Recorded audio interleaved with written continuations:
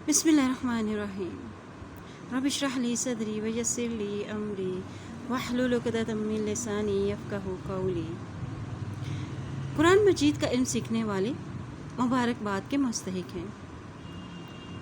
रसूल अकरम सल्लल्लाहु अलैहि वसल्लम ने कुरान मजीद का इल्म सीखने की वसीयत फरमाई है।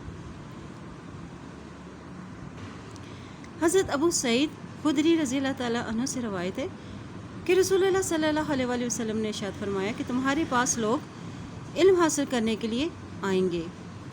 जब उन्हें देखो तो रसूलुल्लाह सल्लल्लाहु अलैहि वसल्लम की वसीयत पर अमल करने की मुबारकबाद देना और उन्हें तलकीन करना यानी इल्म सिखाना। इसे इब्ने माजा ने रिवायत किया है। इसी तरह कुरान मजीद का इल्म हासिल करना दूसरी तमाम इबादत से भी अफजल है। हज़रत उज़ैफ़ा रज़ियल्लाहु ताला अन्हु कहते हैं कि रसूलुल्लाह सल्लल्लाहु अलैहि वसल्लम ने फरमाया कि मुझे इल्म की कसरत इबादत की कसरत से ज़्यादा अज़ीज़ है।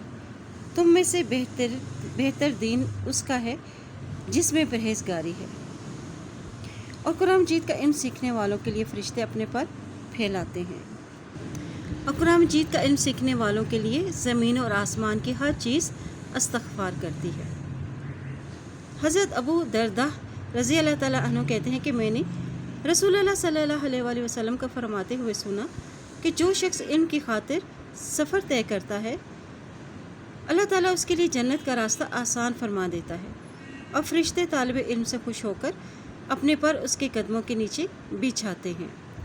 तालिब इल्म के लिए ज़मीन और आसमान की हर चीज़ हत्ता कि पानी के अंदर मछलियाँ भी मग़फ़िरत की दुआ करती हैं।